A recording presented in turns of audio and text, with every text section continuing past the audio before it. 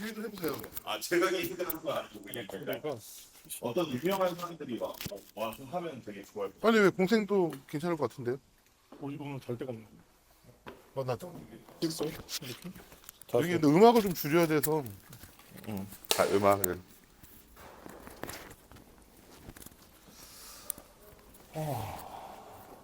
좋네. 와 오늘 공간이 되게 예쁘다 생각보다. 정말 좋아요. 네.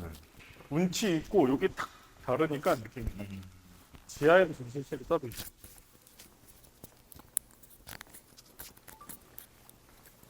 내가 촬영 끝나고 가야겠다. 어디서 하죠? 이렇게 해서 하면 좋을 것 같아요. 그렇게 이렇게 모서리에다가 할까? 모서리도 나쁘지 않고. 그리고 이거 올려가지고 마이크 생각보다 필요 없을 수도 있겠다. 그냥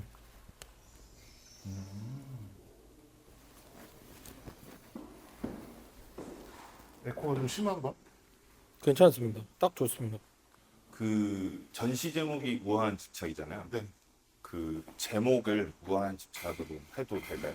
그냥 그렇죠. 우리 네, 그렇죠. 아 영상 제목을 네, 영상 제목을 무한 집착으로 해도 좋을 것 같아요. 네, 네. 너무 뭔가 좋은 그거 같아요. 딱 단어의 딱 그 선택. 박수 칠까요? 하나 둘 셋. 저희가 처음으로 이렇게 새로운 데 왔는데 처음이죠 그 공간 벗어난 게. 네. 아니요. 아, 저희 사무실에서 얘기를 한번 찍었었는데. 누구시죠? 네, 제주 와 있는지 9년째 봄을 맞는, 제주에서 9년째 봄을 맞고 있는 네, 시각예술 작가 이상욱입니다. 아 아니 오늘 마침 생신이라고 하셔갖고 생일, 네, 오늘 생일입니다. 생일 축하드립니다. 축하드립니다. 51번째. 저 이렇게 나이 밝히셔도 되는 거예요. 네, 삐처리도 해드렸어요. 상관없습니다. 아니 반백을 살았네요. 아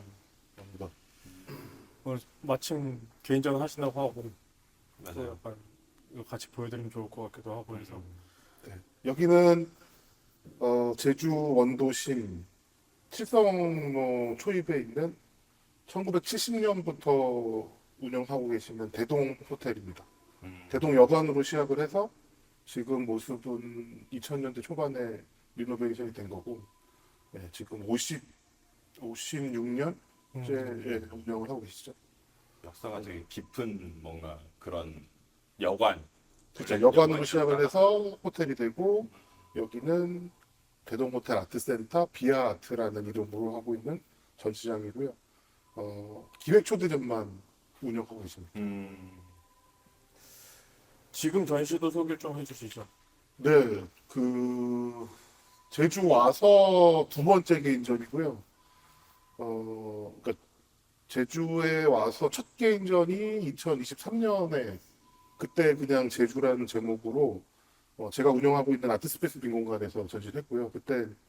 그때는 제주문화예술재단 개인전 지원을 받아서 진행을 했고 3년 만에 대동 호텔 아트센터 비아트의 초대로 우아한 집착이라는 제목으로 지금 개인전을 하고 있습니다. 1층에 전시가 있고 지하에 또 전시가 있습니다. 그래서 두 개 층에서 전시를 하고 있고 90여 점의 작품을 전시하고 있습니다. 쉽지 않습니다. 90년 전 전시하는 게. 진짜 쉽지 않은 뭔가 그러니까 모르지만 90여 점이라는 게 굉장히 부지런해요. 진짜 부지런하게 작품 활동을 계속해서 이렇게 만들어야 그게 가능한 거죠. 네, 그러니까 그때 그냥 제주 전시 이후에 했던 작업들이 좀 쌓이고, 그리고 최근에 이제 작년에 집중적으로 했던 작업들을 올해 이제 1층에서 보여드리는 거고, 그리고 그 작업들을 이 공간에 설치하기 위해서 또 필요한 작업들이 생기더라고요. 네, 그래서 그렇게 조합하다 보니까 90여 점이 됐고요. 이거를 뭐 90점을 해야지 이렇게 했으면 못했겠죠. 못했는데 그냥 뭐 저는 전업 작가니까 네.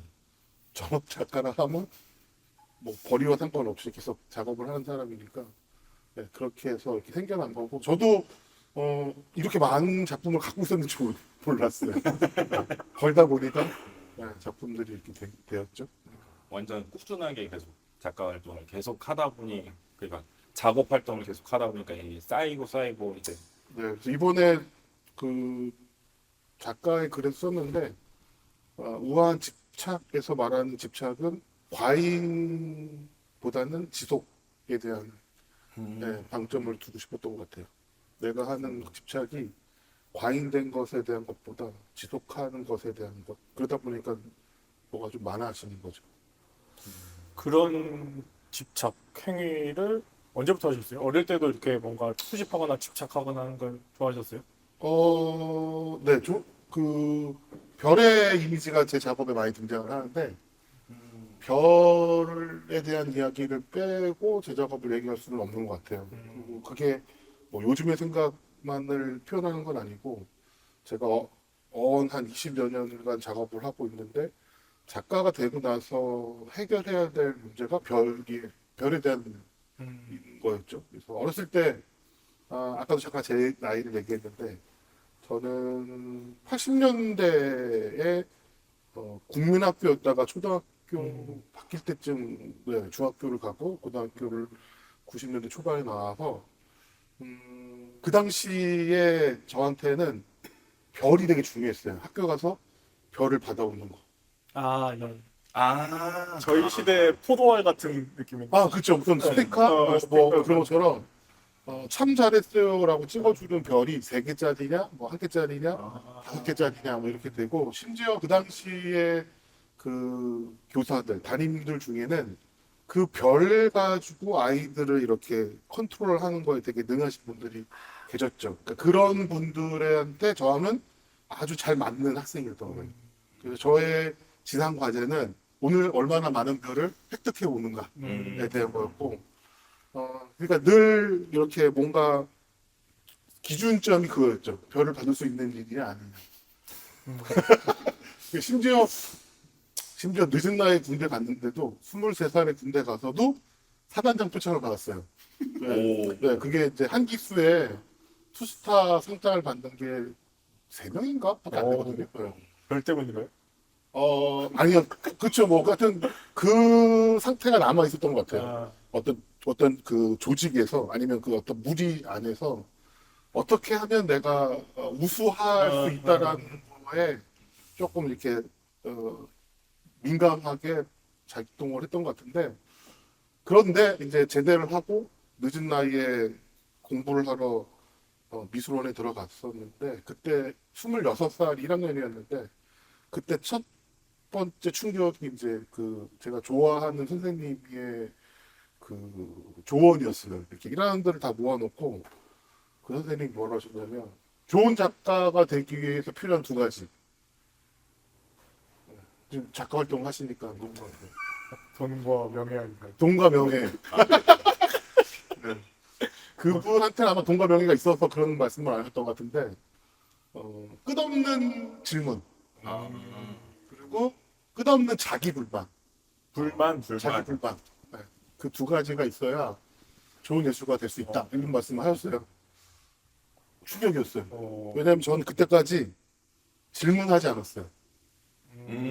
질문하지 않았고 불만이 없었어요. 그러니까 주어진 삶에 만족하고 뭐라고 하면 네 하고 뭐 시키면 네 하고 그러니까 시키는 걸 되게 잘했던 거예요. 그러니까 20여 년간 질문하지 않고 불만을 표현하지 않고 그러다 보니까 스스로한테도 불만이 없이 지내다 보니까 그거에 대한 보상으로 별을 많이 받을 수 있었어요. 그래서 내가 좋은 예술가가 되기 위해서는 그러면 내가 지내왔던 이 삶의 방식을 다 부정하고 새로 들어 엎어야 되는가에 대한 고민을 엄청나게 한 거죠. 혼자 땀을 삐질삐질 흘리면서. 근데 집에 돌아가 보니까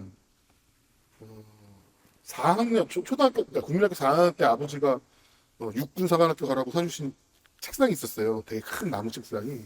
그게 이제 그 군대 갔다 와서도 있었는데 제 방에 거기 엄청 많은 별들이 이렇게 채워져 있는 게 보이는 거예요. 막 기억이 나는 거야. 내가 이렇게 하고. 그러니까 되게 그걸 약간 별을 받기 위해서는 다소 좀 구실구실 해야 되고 비굴해야 되고 아, 그리고 이렇게 뭐랄까 앞잡이 노릇도 좀 해야 되고 그래야만 별을 받을 수 있어. 별을 받을 수 있었던 시절이었던 거죠. 그렇죠, 그렇죠. 네, 그래서 그 슬픈 이별을 했어야 됐어요. 내가 받았던 별들을 다 없애야 되는데 그냥 버릴 수는 없으니까 그래서 그거를 이렇게 되게 조그맣게 까만색 별로 막 그림을 그리기 시작했어요. 네, 그 그림에 별이 막 들어가는데 그걸로 글자도 만들고 어떤 이렇게 쉐입도 만들어서 그림자 같이 이렇게 하기도 하고 그걸 꽤 오래 하다 보니까 내가 모았던 별들을 다 쓴 것 같더라고요. 네, 그래서 이제 별로부터 별에 대한 어떤 스트레스로부터 자유로울 수 있겠다. 네, 생각을 했는데 박모 씨가 대통령이 됐어요. 박정희는 아니죠? 그분하고 가족이에요. 그래서 박모 씨가 대통령이 되면서 박모 씨 아빠 때문에 내가 그런 교육을 받아왔고 그거에 이어진 군부 독재 시절이 결국에는 그런 어떤 이데올로기를 만들었었는데 심지어 내가 열심히 했던 아람단조차도 전모 씨가 만들었던 군부 다니잖아요. 군부 독재에서 만들었던 거기 내가 엄청 열심히 막 그렇죠. 그 단장도 하고 막 그랬었거든요. 맞아요. 학교 대표도 하고. 그래가지고 좀 약간 이렇게 충격이 오더라고요. 어떻게 살아가야 되지라는 질문을 하게 됐어요. 그때는 이제 예술가였으니까 졸업을 마치고.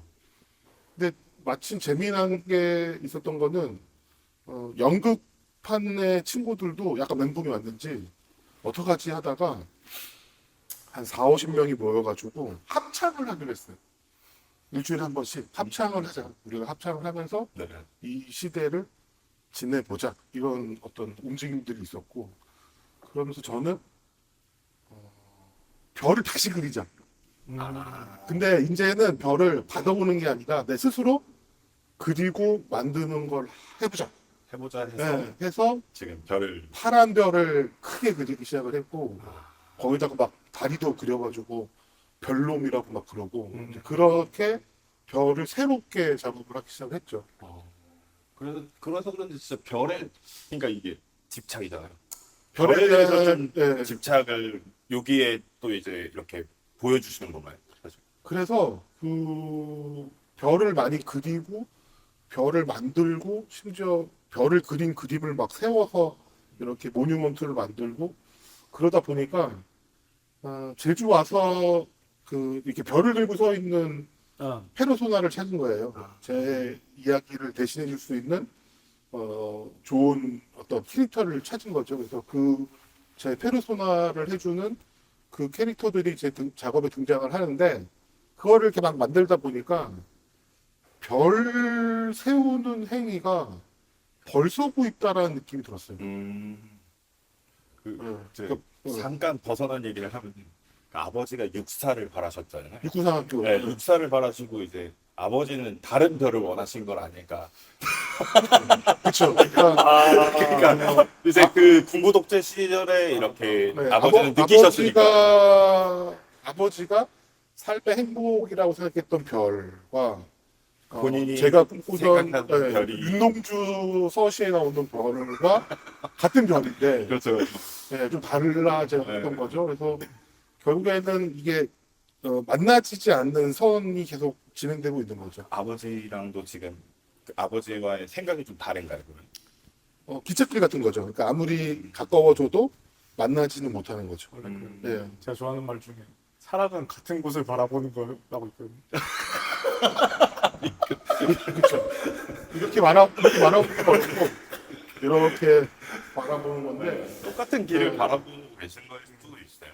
그래서 별에 대한 건 어쨌든 그렇게 작업들을 지금 이어오고 있고요. 그래서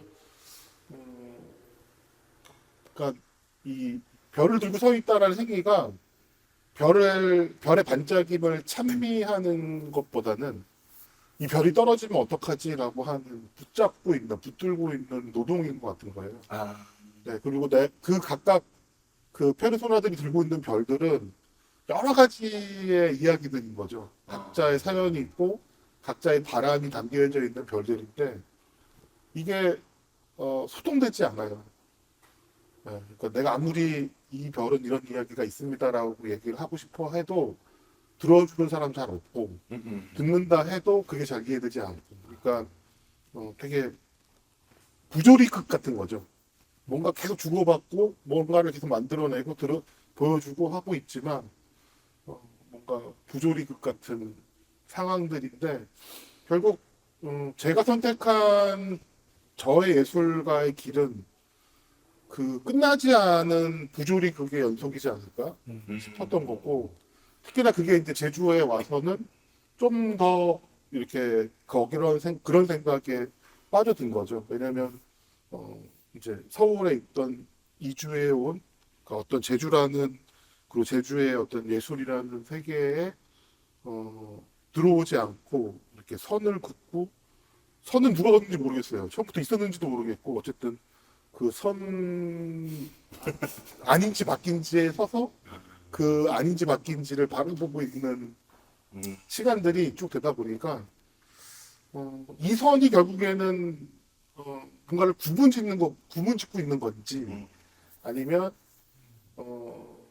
어떤 대상으로부터 나를 보호하고 있는 건지 그 우리가 커튼이나 블라인드를 치는 게 이렇게 뭔가 이렇게 보호받기 위할 때도 있는 거잖아요. 어떤 상황들이나 맞아요. 이런 안정감도 안정감이 들고. 있어요. 그래서 제 그림에 등장하는 선들이 결국에는 제가 바라보고 있는 풍경 너머로부터 그 풍경을 바라보고 있는 나를 보호하려고 내 스스로가 이렇게 긋고 있는 게 아닌가라는 생각이 들고 이렇게 내가 아무리 고든 정확하게 직선을 긋는다 해도 그 직선은 결국에 엄청 크고 자유로운 곡선의 일부일 수 있는 거거든요. 그렇죠. 네, 그러면 알 수 없는 거잖아요. 나는 이렇게 제주의 어느 원도심의 작은 작업실에 앉아서 혼자 열심히 직선을 긋고 있지만 이렇게 멀리서 봤더니 엄청 크고 자유로운 곡선의 일부를 직선이라 착각하고 긋고 있는 걸 수도 있겠다라는 생각이 이번에 선을 막 그으면서 얼핏 들었어요, 생각이. 그래서 작품들이 보면은 별과 직선 이렇게 선들이 되게 네, 여기 선 많죠. 뚜렷하게 딱딱딱 있네요. 그러니까 뭔가 되게 뚜렷하게 있는데 그리고 그 선들이 내가 앞으로 계속 쓸 수 있게끔 자라나는 상자가 있었으면 좋겠다라는 생각도 좀 해봤고. 보니까 지금 작가님이 이제 별에 대한 집착을 살짝 내려놓고 다른 또 집착이 있었다면 또 뭔가 집착하거나 수집하거나 이런 게 있었을까요? 지금? 그러다 보니까 그 어떤 방어 기제를 계속 만들려고 했던 것 같아요. 그러니까 내가 살아왔던 삶이 항상 당당하거나 자신 있지 않기 때문에 어떤 그 알 수 없는 그 상대로부터 나를 보호하기 위한 수단이 제일 손쉽게 할 수 있는 게 많이 모으는 거거든요. 그래서 왜 뭐 가끔 그런 세상에 이런 일이라든지 뭐 궁금한 이야기 와이에 쓰레기 못 버리는 그 사람들 나오잖아요. 취재할 때 이렇게 들어가시죠. 막 이렇게 다들 쓰레기 그게 맞아요. 결국에 저랑 같은 상황에서 시작이 되는 거죠. 아, 그러니까 스스로 방어 기제 때문에 무언가를 모은 걸로 만족을 갖는 거거든요. 실제로 뭐 다 그렇진 않겠지만 이게 잘 모으는 거와 못 버리는 거랑 또 다른 것 같아요. 네. 네. 네, 뭐, 잘 모으는 뭐가 다른지는 알 것 같아요. 네, 잘 모으는 거와 못 못 버리는 버리는 거. 네, 근데 예를 들어서 그 두 가지가 다 있을 경우는 좀 많이 이제 어려워지기 시작하는 거죠.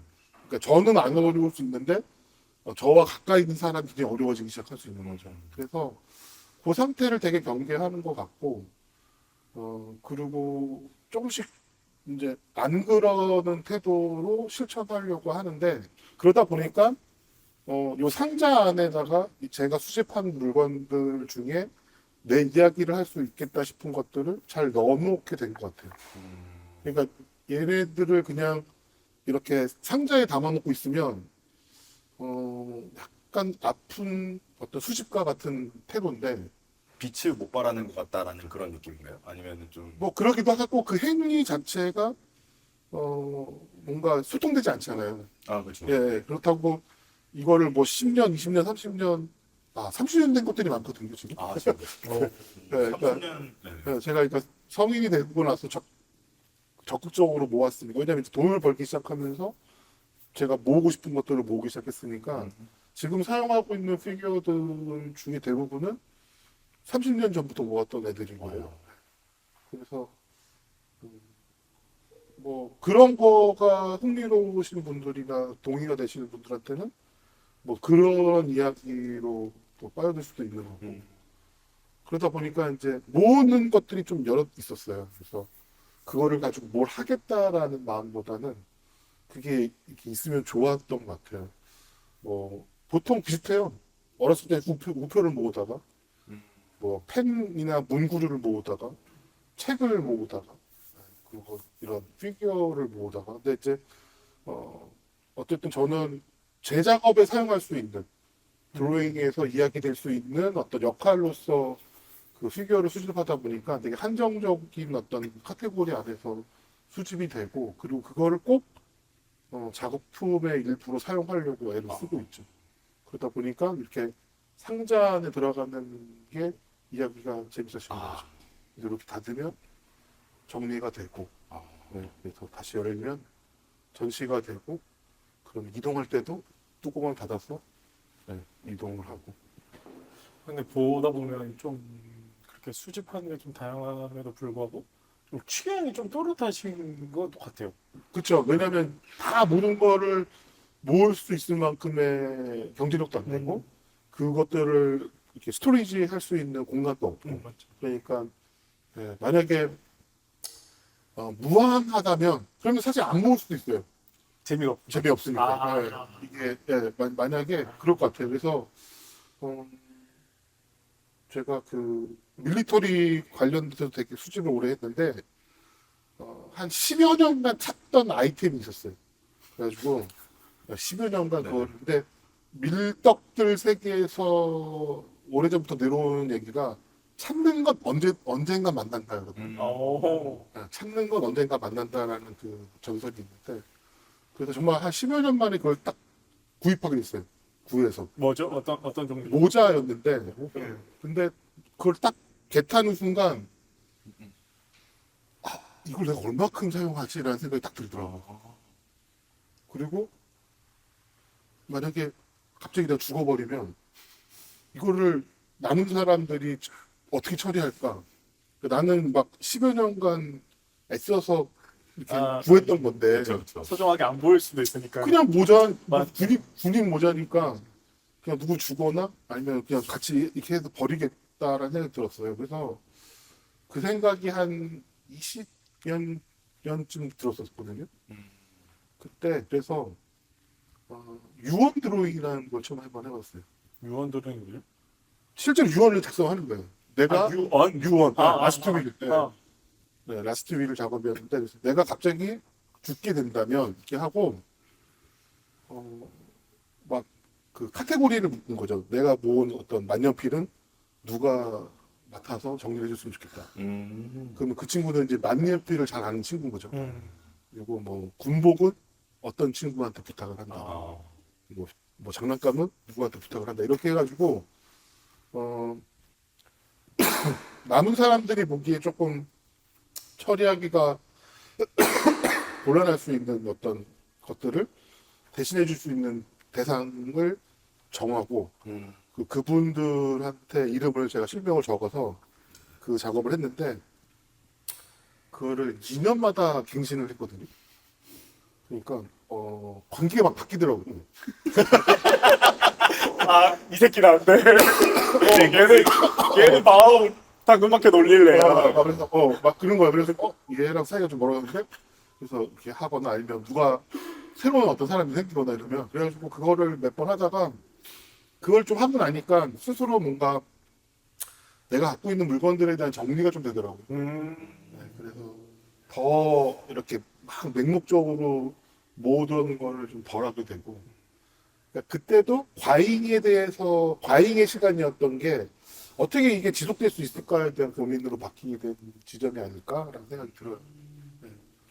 요즘도 이렇게 눈여겨보시는 제품이 있으신가요? 제품이라고 해야 되나? 어쨌든 뭔가 수집품? 근데 그 제가 이제 그런 거에 엄청 이렇게 집중할 때가 10대 중반에서 20대 중반의 시절이라고 본다면 그때는 이베이가 없었어요. 아, 인터넷이 없었고. 그거 어떻게 사죠? 그래서 실제로 만약에 밀리터리 관련된 거는 부대 앞을 가야 돼요. 미군 부대 앞을 가거나 그러니까 이제 주말에 그런 거를 취급하는 시장에 가든가 그래서 바로 살 수도 없어요. 그냥 그 사람하고 친해져야 되는 거예요. 아. 그 물건을 파시는 분한테 인사하고 뭐 바깥으로 사드리고 하면서 진짜 어려워. 직접 돼야 되는 거예요. 그러면 그 사람이 제가 가끔 오는데 그러면 그때 부탁을 하는 거예요. 제가 이런 게 갖고 싶은데 혹시 나오면 뭐 제가 전화도 없었고 그때는 헤드폰도 없던 시절이니까 다음 주에 또 나올게요. 네. 이렇게 이제 부탁을 하고 그러면 그게 약속을 지켜야 되는 거예요. 그게 청계천이 이모 대통령이 그거 하기 전이니까. 네, 그러니까 지금 그 역사를 배우는 게. 지금 그 화학동이라고 하는 게 원시적인 형태였을 때. 그때 가면 리어카라고 하는 거에 정말 이렇게 봉지 이렇게 물건을 파시던 분들이 있었어요. 업자들이. 그분들하고 일단 친해져야 되고 그래서 그거를 하나 얻으려면 몇 달이 걸리는 거지. 친해져야 되지, 가서 눈도장 찍어야 되지, 약속해서 그날 또 가야 되지. 근데 이베이가 열리니까 클릭으로 살 수 있는 거예요. 너무 네. 쉬워졌다. 근데 그렇게 산 거랑 그 전에 말한 그렇게 품을 들여서 산 거랑은 그 산 후에 그 감정이 다른 다르죠. 것 같아요. 네, 그래서 정이 안 가. 이렇게 컬렉션이 되어 있는데 그것만 눈에 보이죠. 네, 맞아. 그러면 그게 어떤 이걸 다 채우겠다라는 욕심에는 필요하지만 그리고 그게 수월하지만 소홀하게 돼요. 아, 네, 그러니까 그냥 이게 이가 빠진 상태로 있었을 때가 더 저한테 만족스러운 거예요. 아, 그렇다고 그게 다 모아졌다고 해서 뭐 그만큼의 가치를 다시 또 환산할 수 있는 게 아니니까. 그 지금 뭐 다 그렇잖아요. 뭐 피규어도 그렇고 뭐 문구류도 그렇고 지금 뭐 얼마나 잘 돼 있어요. 그냥 막 이렇게 직구해도 되고 뭐 가서 해도 되고. 근데 정말 그 당시 뭐더 웃긴 얘기 해드리면 해외여행 자유화라는 거 알아요? 해외여행 자유화가 너무 어려운 단어. 90년대 초 지나서 중반쯤부터 됐거든요. 아, 그 전에는 해외도 해외도 마음대로 못 나왔단 말이에요. 그러니까 저는 정말 어디 이렇게 일하러 갔다 오시는 삼촌이나 뭐 작은 아버지가 뭐 하나 사다 주신 거, 뭐 그렇게 이제 물건을 받았던 세대다 보니까 네 지금은 뭐 엄청 편리하지만 재미는 없는 거죠. 소중함도 좀 떨어지기도 하고. 네, 그러니까 뭐 그런 거잖아요. 네, 어렸을 때 막 이렇게 시험 잘 봐서 탕수육 얻어 먹을 때랑 아, 뭐 탕수육 먹을까? 그래가지고서 가서 탕수육 먹는 거랑 맛이 다르죠. 탕수육의 맛이 다르죠. 아무리 지금 뭐 유명한 탕수육집을 간다 해도 그 뭔가 이렇게 결여됐던 거 어려웠었던 때 이렇게 채워지는 거랑 다 그런 것 같아요. 네, 그래서 왜 있을 때 잘하는 말이 있잖아요. 있을 때는 좋은지 몰랐다가 없어지면 되게 귀한 걸로 아는 것처럼. 그래서 저는 요즘 저도 그 중고거래를 엄청 많이 하는데 번개장터에다가 딱 제가 사고 싶은 물건이 올라오면 진짜 이게 너무 인기가 좋아서 빨리 팔릴 것 같으면 후딱 사는데 그게 아니고 아 이거 어차피 살 사람 나밖에 없다 하면 하천을 눌러놓고 제가 생각한 가격까지 내릴 때까지 기다려요. 그러면 한 일주일에 한 번씩 알람이 뜨거든요. 오늘 5,000원 내렸습니다. 오늘 5,000원 내렸습니다. 해갖고 제가 원하는 가격까지 오면 사고 그 중에 낚이면 멀어지거든요. 약간 그렇게 하면 좀 굉장히 얍삽하네. 아니 그렇게 생각하면 정이 좀 더 봐. 좀 더 그 마음에 남아. 마음이 이게 마음에 들면은 저는 바로 뭔가 뒤도 안 돌아보고 바로. 근데 만약 그렇게 한 것들이 있어요, 저도. 그 나가는 것들이 있잖아요, 그냥. 밀립터리 세계에서는 밀독 세계에서는 선구매 후판매라 그래요. 무슨 말이죠? 그러니까 예를 들어서 뭐 정글 퍼티그를 내가 하나 찾는데 네. 갖고 있어 하나 네. 갖고 있는데 그것보다 더 좋은 게 나왔어. 그러면 일단 좋은 걸 사. 그렇죠. 이게 그리고 맞네요. 이거를 두고두고 파는 거예요. 그렇죠. 만약에 하나만 갖고 있을 거면. 그러니까 아. 기다린다, 그러니까 쪼는 게 없는 거죠. 쪼는 아. 순간 사라지니까 일단 먼저 구매를 하고 갖고 있던 거를 정리하는 시기. 그러니까 작가님의 그 아까 막 리어카 이렇게 노력과 이 노력 그렇죠. 전혀 다른 완전히 다른 좀 노력. 엮어보려고 했는데 안 돼. 그 엮이지가 않아요, 아예. 미역 할아버지가 돌아가실 수도 있어요. 아까 같은 곳만 바라보는 기찻길 같은 느낌. 그 다음 주에 갔는데 할아버지가 안 계셔. 어떻게 뭐 어떻게 됐냐 잡고 하셨다. 뭐 이러면은 이제 다시는 그걸 못 구하는 거죠. 이 정도면 아까 이렇게 장황하게 설명했던 걸 폄하하는 거 아닙니까? 아니 근데 그래서 좀 다른 거죠. 그러니까 이게 어떤 시대마다 수집에 대한 어떤 맞아. 감흥이 그렇죠. 다를 수밖에 없는 거죠. 웃겨내는 직업 정신이 있기 때문에. 아니, 우리 팟캐스트가 조금 그래도 약간 웃음 포인트가 이게 설명도 너무 좋은데 이렇게 웃음 포인트가 살짝 있어주면 좋을 것 같아가지고 네. 저도 이렇게 뇌절해서 던지고 아니 아까 그 밀떡이시잖아요. 밀떡이죠. 근데 저는 어쨌든 그 제가 나이가 조금 비해 어리기 때문에 이제야 밀떡에 조금 이렇게 약간 여기 밀떡이 있나 이 정도로 보고 있거든요. 근데 왜 이렇게 비싼 거죠? 너무 비싸지 않나요? 좀 말이 안 되는 것 같은 만큼 비싼 것 같아요. 그 예를 들어서 이제 그게 주로 이제 그 고가에 거래되는 것들은 미군 물건들이 많은데 예전에 그러니까 90년대 초반 뭐 80년대 후반까지만 해도 그렇게 밀리터리를 좋아하는 사람이 인구가 별로 없었어요. 밀떡이라는 거에 대한 인구가 별로 없었고 그 당시만 해도 그거를 패션 아이템으로 안 봤어요. 이 문화적인 분위기가. 군 네, 군용품. 네, 군용품. 그래서 정말 매니악하게 좋아하는 사람들도 있었죠. 1세대들은 그때도 이미 활동을 해줬는데 그러다 보니까 이렇게 뭐 예를 들어 bomber 자켓을 입는다든지 뭐 이렇게 자켓을 입었을 때 다들 일용직 하시거나 네. 배달하시거나 이렇게들 봤지 그걸 어떤 패션의 어떤 상황을 하고 보지 않았어요.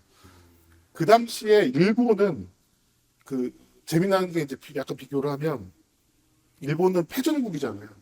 패전국이었고 군대를 만들 수 없는 나라였고 그리고 거기에 주둔한 미군들이 이 패배를 안겨준 엄청난 선망의 대상이 된 거죠. 일본 국민들한테. 오히려. 네.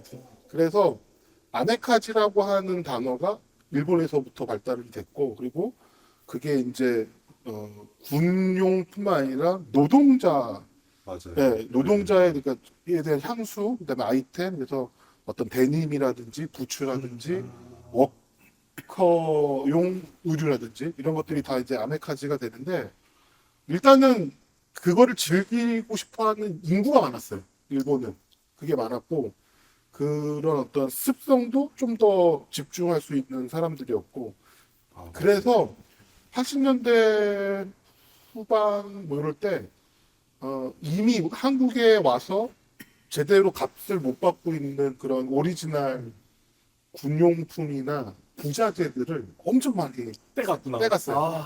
네, 그래서 지금도 그 동대문하고 종로 6가 사이가 신진시장인데 신진시장이 서울에서는 그 미군 용품의 메카거든요, 지금도.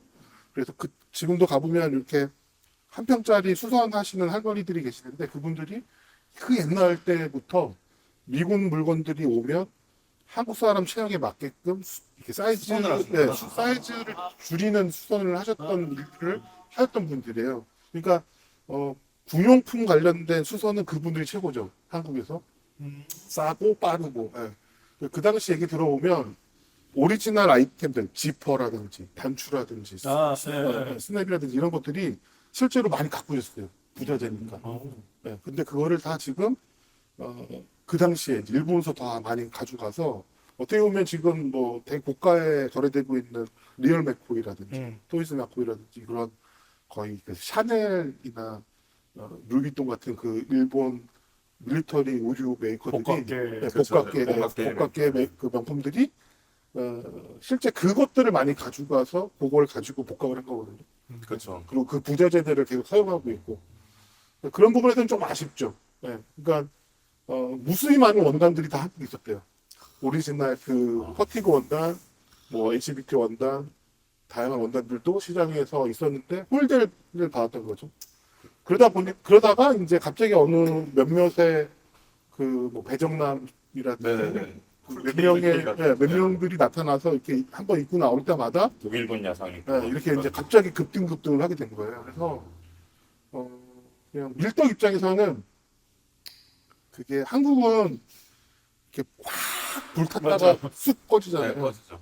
근데 불타는 순간 값이 확 올라갔다가 젠트리피케이션인가요? 그쵸. 그 가격이 유지가 돼버리니까 아니면 이게 확장이 되면 모르겠는데 근데 지금 몇몇의 도메스틱 브랜드들을 보면 그 키즈들이 재해석을 하고 복각이라기보다는 재해석한 어떤 아이템들을 계속 만들어내고 있어서 그런 부분에서는 이게 확장되는 부분에서는 되게 좋은 거죠. 좋은 건데 그러다 보니까 이제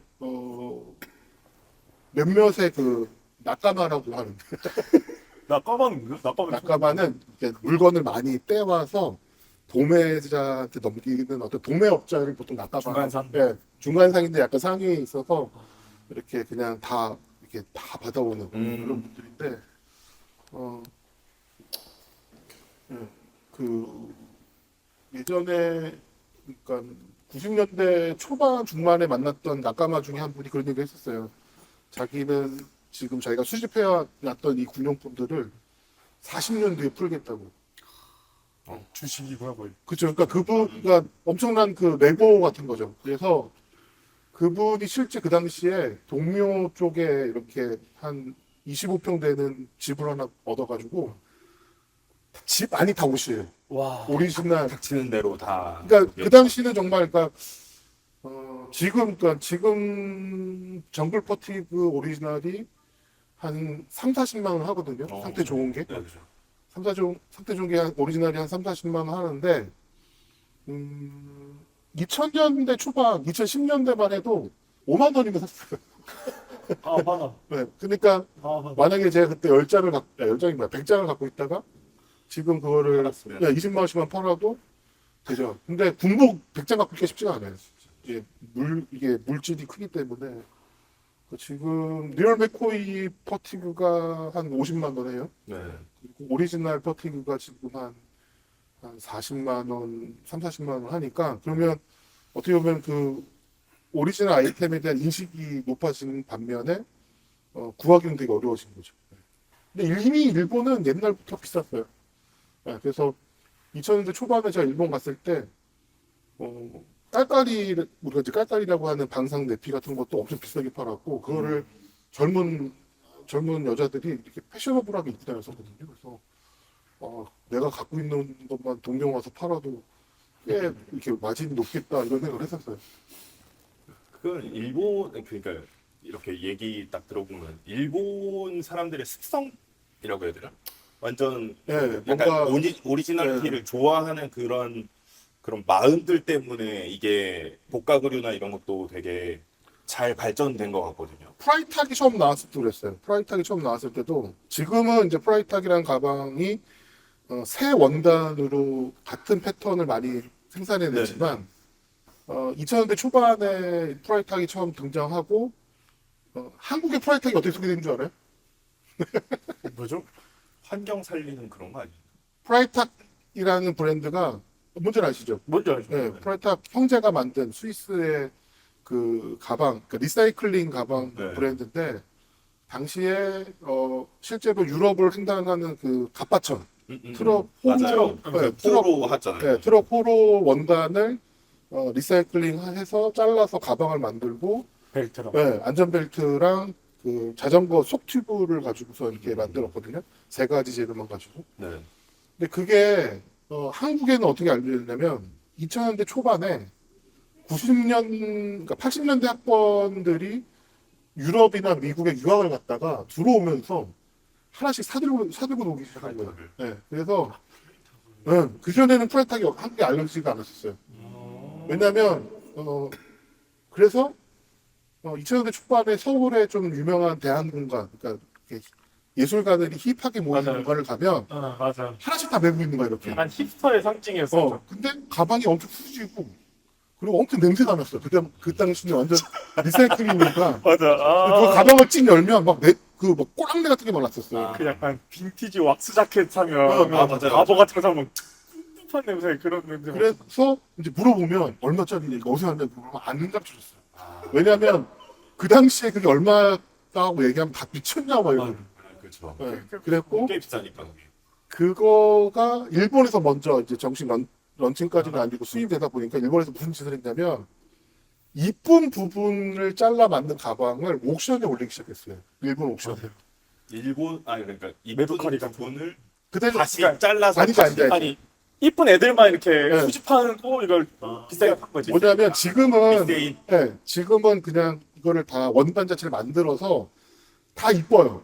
다 이쁜데 그 당시는 실제 그 브랜드 갑바천을 잘라 쓰다 보니까 어떤 거는 그냥 맹지고 어떤 거는 막 별이 들어가고 아니면 글자가 이쁜 글자가 들어가 있다면 브랜드 지금 그 프라이드 브랜드 아이덴티티가 그렇게 바뀌었나요 지금? 그렇죠. 약간 그렇게 그 생산하는 거. 상품이 좀 바뀌었죠. 이렇게. 아. 그러니까 지금도 오리지널 부분을 잘라서 만들긴 하지만 거의 다 새 상품을 만든다고 보시면 되죠. 저희 2000년대 초반까지만 해도 아마 그 말씀하셨던 네, 그 맞아요. 느낌으로 나왔어가지고 와 이걸 이 가격에 산다고? 약간 제가 그런 막 세긴 했어요. 그런 학생의 한 명이었거든요. 그래서 사실. 그 당시에 그 일본에 가면 그 이쁜 것들만 모아놓은 샵이 있었어요. 맞아요. 저도 사실 이쁜 걸 여기서 사가지고 리세일한 적이 있습니다.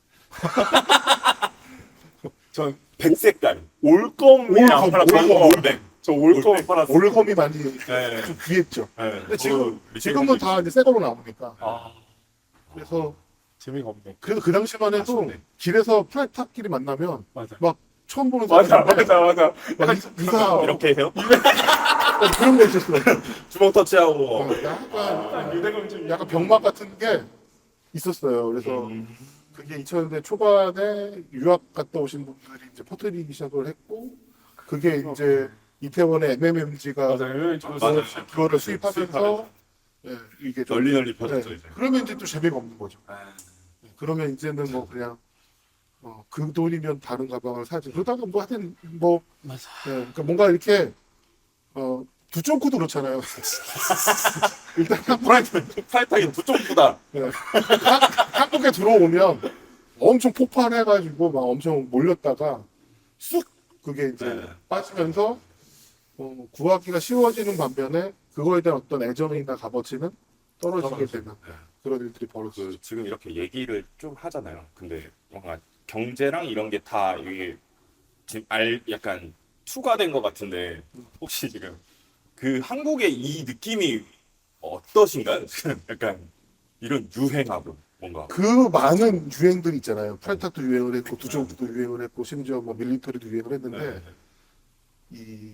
그래서 아트페어도 되게 유행이었던 시기가 있어요. 그렇구나. 어떻게 보면 지금도 약간 그 흐름에 시점이 약간 있구나. 주춤하긴 네. 했지만 한국은 그러니까 그것도 2000년대 초반이에요. 그러니까 그때가 뭔가 일들이 많았던 거죠. IMF가 맞아요. 끝나고 네, 좀 네. 그 사람들의 생각이 바뀔 때였던 것 같아요. 그래서 중국의 예술가들이 세계 시장으로부터 주목을 받을 때 이 그림이 모자랐어요. 그 정도로 주목을 많이 받았거든요. 그래서 중국 그 유명한 아티스트 작업실 앞에 그 유럽이나 미국에서 온 화상들, 그러니까 갤러리스트들이 천을 씌우지 않은 캔버스를 미리 값을 지불하고 가기로 했어요.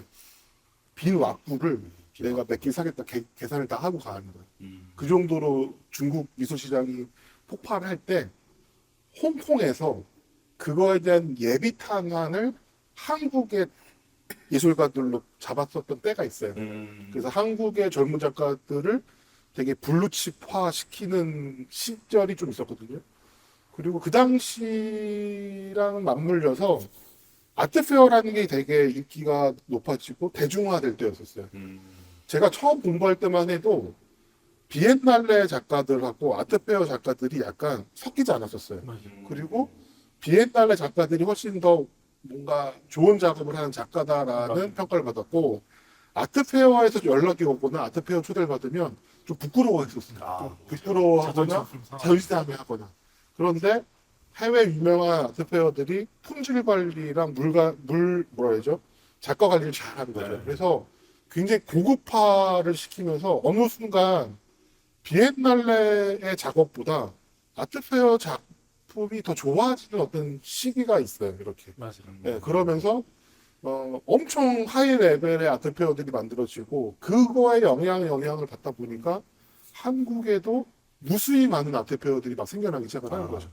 네, 그래서 근데 이제 그것도 이제 유행인 거죠. 그러니까 젊은 친구들이 아트페어는 가야지. 뭐 아트페어 가서 인스타그램에 올리고 뭐 작품 사고 이런 게 또 유행이 되는 거죠. 근데 그 카테고리가 되게 한정적인 거죠. 한정적이고 그래서 보면 주로 과일, 꽃, 그리고 이쁜 어떤 캐릭터, 항아리.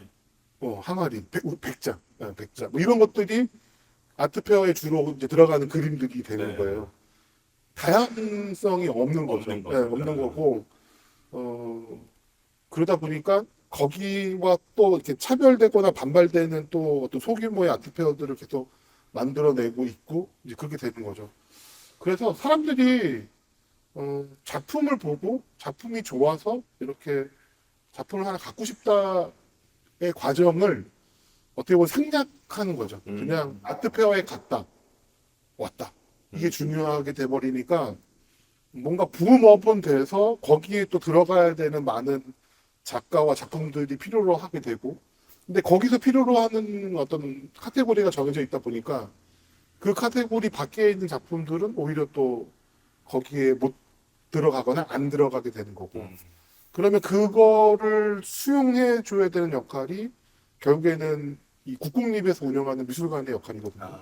국공립의 미술관들은 어떻게 보면 핫하게 유행하는 아트페어의 물건들이 아닌 좀 좀 소규모의 다른 어떤 주제나 그리고 이렇게 상품화되지 않는 어떤 형태나 비물질의 아트워크를 선보여줘야 되는 역할을 해줘야 되는데 다소 한국은 그게 좀 아쉽죠. 여기가 유행을 하니까 거기와 견줘서 더 히트칠 수 있는 것들을 대형화해서 유행을 시키는 거죠. 지훈 씨를 약간 간절하게 까는 건가요? 아니죠. 이거 아트페어만 참여하는 그래서 지훈 작가 약간 유행을 타는 서퍼거든요. 그래서 지금 작업을 돈을 위해서 하시는. 근데 전업 작가로서 되게 중요한 거거든요. 그렇죠, 그렇죠. 그러니까 좋은 갤러리와 좋은 시장이 결국에는 좋은 작가를 만들어내는 거예요. 맞죠. 그리고 그걸 봤으니까. 네, 그걸 봤기 때문에 그렇다면 말한 것처럼 서퍼를 어떻게 잘 탈 거냐. 그러니까 오히려 그 풍랑 속에서 고민이 더 많을 수밖에 없고 잘 자기의 그걸 지켜내야 되는 거죠. 그러니까 쉽지 않죠. 아트페어에 들어가 있는 작가도 들어가 있지 못하는 작가도 결국에는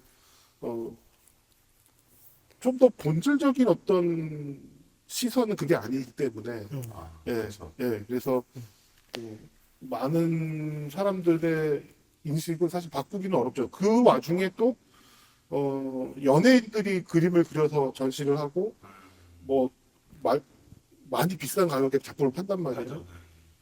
그러면 그건 또 어떻게 볼 것이냐. 예, 그거로 생겨나는 어떤 박탈감이나 그거로 생겨나는 어떤 그렇다고 그러면 그거는 작품이 아니냐 그럴 수도 없는 거고 그렇죠. 그 작품이냐 또 그럴 수도 없는 거고 그러다 보니까 문제는 사실 다양성에 대한 이해가 서로 안 되는 거예요.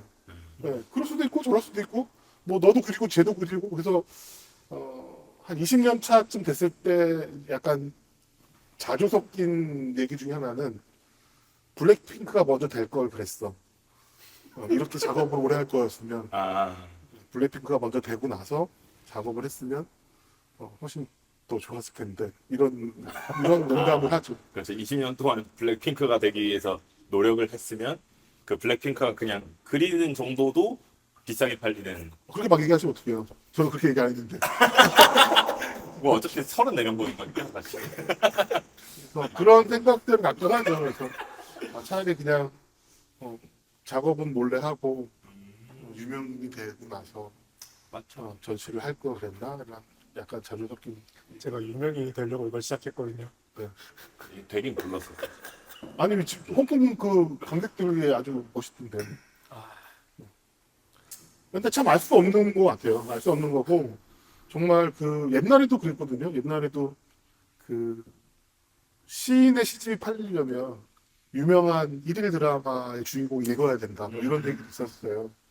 네, 그리고 뭐 그게 근데 뭐 돌이켜 보면 20년 전보다는 훨씬 좋아진 거고 10년 전보다도 훨씬 좋아진 거고 그러니까 이렇게 푸념하거나 자주 할 수만은 없고 계속 거기에 맞는 어떤 텐션으로 무언가를 계속 실천해야 되는 것 같아요. 네, 변화를 하거나 뭐 네. 실천을 근데 하거나. 또 저도 약간 어쨌든 저도 비슷한 생각을 하면서도 약간 유명하거나 혹은 제 눈에 계속 익었던 작품들이 좋아 보이는 것 같아요. 그럴 수도 있어요. 그렇게 안 생각해야지 하면서도 자주 보면 생각보다 괜찮은데 이제 약간 이런 생각도 들기도 하고. 좀 다른 말이지만 저도 이제 카페를 운영하니까 좋은 카페가 좋아 보여요. 잘 가는 카페가 좋아 보여요. 그러니까 뭔가 대중성을 잡은 것도 아닌데 이렇게 잘 되는 카페들이 있잖아요. 그러니까 뭔가 어떤 생각으로 저렇게 되고 저렇게 이루어지는지는 잘 모르지만 어쨌든 그러니까 그거를 위해서 걔도 생각을 엄청 하고 그 사람도 엄청 이렇게 노력을 했을 거 아니에요. 그러니까 그것만으로 그냥 보는 것만으로도 되게 그런 게 많아지는 게 좋을 것 같아요. 그러니까 햄버거 가게도 그런 햄버거 가게가 많아지면 좋고 커피숍도 그런 고민들이 있는 커피숍이면 좋고 작가도 그런 고민을 계속하면서 질문하면서 거기에 맞는 태도로 작업을 계속하면 네, 좋아지는 거죠. 이게 소통이 안 되는 게 관객의 탓만 있는 건 아니니까 관객의 탓만 있는 게 아니고 결국에는 뭔가를 계속 이야기하는 사람의 탓이기도 하니까 그리고 지나고 보면 그 당시 주목받지 않았던 이야기들이 꼭 엉망진창만은 아니었던 것 같아요. 그래서 그게 좀 지나고 나서 다시 그 얘기에 관심을 갖는 사람들이 있기도 하고 그래서 가끔 막 10년 되고 20년 된 그림이 팔릴 때가 있어요. 네. 그러면 어쩐 일이냐고 물어보죠. 그러면 그 그림을 오랜 시간 봐왔던 거예요. 그분. 네. 단지 얘기를 안 했을 뿐이지 제가 처음에 그 그림이나 그 작품을 보였을 때 이미 관심이 있었는데 그걸 오래 좀 지켜봤던 거죠. 네. 그리고 이게 뭐 청바지 사듯이 살 수 있는 건 또 아니니까. 그렇죠. 뭐 제게 아무리 청바지 가격밖에 안 한다 그래도 청바지 사는 것처럼 사는 건 아니니까. 그래서 오랫동안 지켜봤대요. 그리고 그게 계속 생각이 나서 구입을 하는 경우가 있었어요. 그래서 그런 거 보면 혼자 조급해할 필요는 없는데 그렇다고 혼자 이렇게 주저앉을 필요도 없겠구나라는 생각이 들더라고요. 맞아요. 어쨌든 꾸준하게 지금 활동을 계속 하고 계시고 저는 요즘 이렇게 생각을 계속 좀 이렇게 좀 뭐라 그러지 철학적으로 하다 보면은 무도 막 10년 전 거 막 15년 전 거 보잖아요. 근데 저 사람들도 지금 이렇게 됐을지 몰랐겠죠. 모르면서도 저렇게 하는 거잖아요. 그런 거 보면서도 그냥 나도 어쩌면 40대 넘었을 때 50대 넘었을 때는 더 빛을 발할 수도 있겠구나라는 희망으로 살아가는 거죠. 사실 그렇게 살아가는데 그냥 하루하루 이렇게 버티고 그냥 견디고 이렇게 좀 흘러가는 것만으로도 되게 노력을 한다고 생각을 하는 것 같아요. 저는. 그러니까 계속 어떻게 보면 우리는 레이스를 하고 있는 러너들인 것 같거든요. 네, 그러니까 왜 성적이 이것밖에 안 나와? 이렇게 누군가 물어봤을 때 계속 뛰고 있으니까 이만큼이라도 나오는 거지 그렇죠. 라는 얘기를 하거든요. 한때 많이 들었던 얘기가 왜 이렇게 뚱뚱해? 라는 얘기를 저한테 했을 때 이렇게 애를 쓰니까 요만한 거지 더 뚱뚱해질 수도 있다. 그 얘기를 한 적이 있어요. 그래서 결국에 말씀하신 것처럼 10대 시절이 20대를 만들고 20대 시절이 30대를 만들고 그건 맞는 것 같아요. 그리고 이렇게 누가 저 어렸을 때 그런 얘기 했었거든요. 제가 20살 때 그 선배가 그런 얘기를 했었는데 제가 막 이렇게 이렇게 신경 쓰는 일들이 너무 많으니까 네. 무슨 얘기를 했냐면 제일 네가 지금 생각했을 때 중요하다고 생각하는 거 하나만 끌고 나가려는 거예요.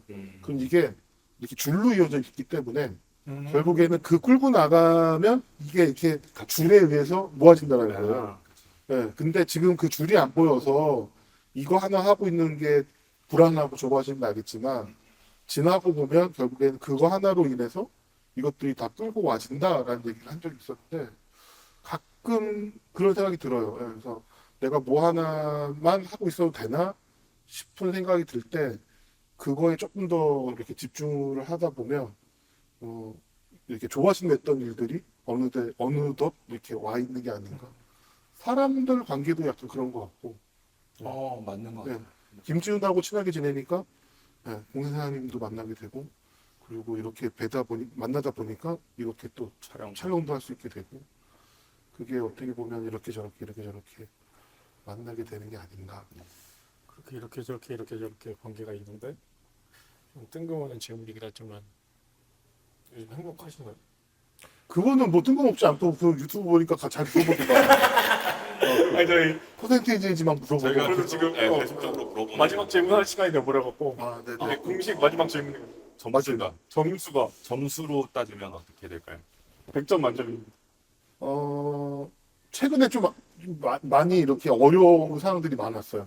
올해 특히 1월부터 이런 일들이 왜 연속적으로 일어나지? 라고 싶은 일들이 벌어지고 있는데 근데 막 그 사주나 이런 거 보면 지금이 제일 좋을 때라는 거예요. 되게 좋은 일들이 벌어질 나이이고 그래서 그냥 이렇게 저거 하지 않아요. 그러니까 나이가 드는 거의 장점은 그거 같아요. 좀 일희일비하지 않은 것 같아요. 일희일비하지 않은 것 같고 조금 이렇게 이렇게 좀 물러서 보는 것 같은데 저는 꽤 높은 편이에요. 그 말씀하신 것 중에 아마 제가 제일 높을걸요. 점수 따지면 몇 점이죠? 지금 몇 점일까지 나왔더라? 저는 꽤 높아요. 거의 꽤나 높게 나오네요. 100점 만점에 한 95 이상 되니까 오. 네. 그 되게 그 그러니까 자기 불만이 사실 많이 없는 사람이어서 그 일부러 자기 불만들을 막 만들어서 극복하려고 하고 있는데 그래서 행복해요. 제주 와서 있는 것도 행복하고 몇 가지 일이 잘 안 돼서 답답하고 좀 막 이렇게 좀 답답하긴 한데 근데 그것도 하루 푹 자고 나면 또 괜찮아지고 가서 좀 운동 좀 하고 오면 또 풀어지고 하니까 그리고 오늘 이렇게 만나서 또 이렇게 언제 올라갈지 모르는 이야기를 그러니까요. 하고 있어서 저는 95점 하겠습니다. 아 95점. 네, 어. 1등인가요? 저도 95점이요. 아 그래요? 네. 좋네요. 95점 하겠습니다. 95점 아주 좋은 점수예요, 진짜. 전 이걸 고민하다 1점 깎였거든요. 100점에서 네. 어, 고민이 스트레스더라고요. 그쵸. 작가로서 탈락 아닌가요? 고민이 없다는 게 아니 탈락이라기보다는 이게 좀 이제 지나고 봐야 되는 거죠. 지금 어느 몇 년 차시죠? 작가요? 네, 한 4년 됐습니다. 네, 그렇죠. 그러면 애기죠. 얘기구나 완전. 아마 뭐 5년 뒤, 15년 뒤에는 전혀 다른 작업을 하고 계실 수도 있죠. 그땐 불만 95점. 불행 95점 하고 행복 95점에 지금 작품들이 있고 이제 나중에 되면 전 나중에 되면 오히려 40대 50대 넘어가면 더 행복해질 것 같다는 생각은 들어요. 그러니까 어디에 이렇게 쫙 들어가지 않는 이상 그러니까 최근에 작년인가 재작년쯤에 그 이제 동네 친한 이주민들하고 이렇게 자주 모일 때 저랑 좀 나이 차이 나는 분들이 그런 얘기 물어봤어요. 언제로 돌아가고 싶으냐?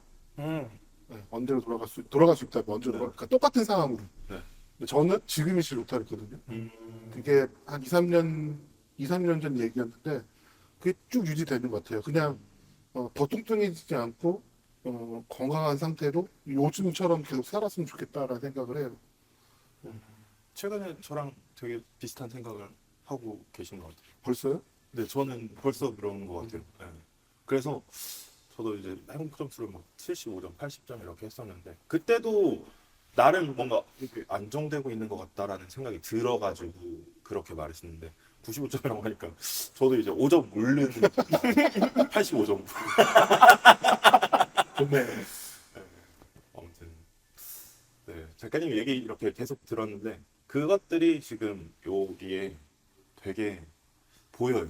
그러니까 그 어떤 선이라든지 뭔가에 대한 집착이라든지 그런 게 굉장히 그냥 이제 막 엄청 둘러보진 않았지만 이렇게 쓱 보면서도 느껴지는 것들이 있더라고요. 그리고 작가님 스스로 그 작업이 좀 네, 작업물들이 되게 좋습니다. 그냥 그 얘기를 이렇게 또 딥하게 들으니까 더 좋게 느껴지는 것 같아요. 네. 28일까지니까요. 또 와서 이걸 보시고. 28일 전에 올려야 될 텐데. 이거를 먼저 올려. 이런 거 새치기 하고 올리면 이거 먼저 올려두고. 특별판 거. 네, 근데 오늘 편집할 게 없을 것 같아요. 그냥 이 얘기가 그냥 톡자로 원래는 원래 편집을 막 해요. 저희가 왜 어. 그 편집을 하냐면 욕을 쓰고 여기 너무 많아서 둘이 막 욕을 하면서 해요? 다른 분이 있으면 또 편하니까 웃으면서 이렇게 욕을 하는데 욕을 하거나 이렇게 하는데 오늘은 편집할 게 아니에요. 오늘은 완전히 그냥 스무스하게 너무 흘러간 그런 느낌이어서 네. 네, 재밌었습니다. 네. 너무 재밌어. 재밌었습니다. 너무 감사합니다. 나와주셔서. 네, 나와주셔서. 다음에 다음엔 빈공간으로 오시죠. 개인 그 개인 공간이 그 있으신 공간 거죠. 또- 아트스페이스 빈공간에 오셔서. 지훈 씨도 한 번 했었지 않아요? 맞아요. 네. 그 전시가 뭔가 있으면 거기 한번 또 놀러 가죠. 네. 그 전시가 네, 생기면. 감사합니다. 감사합니다. 네. 너무 감사합니다. 마이크 원래 있었어요? 네. 마이크 원래 있는데 지금 이 마이크가 엄청 안 좋거든요. 근데 제가 마이크를 새로 사고 싶어가지고 자꾸 막 50만 원짜리 얘기하길래 1시간 찍은 거. 1시간 20분.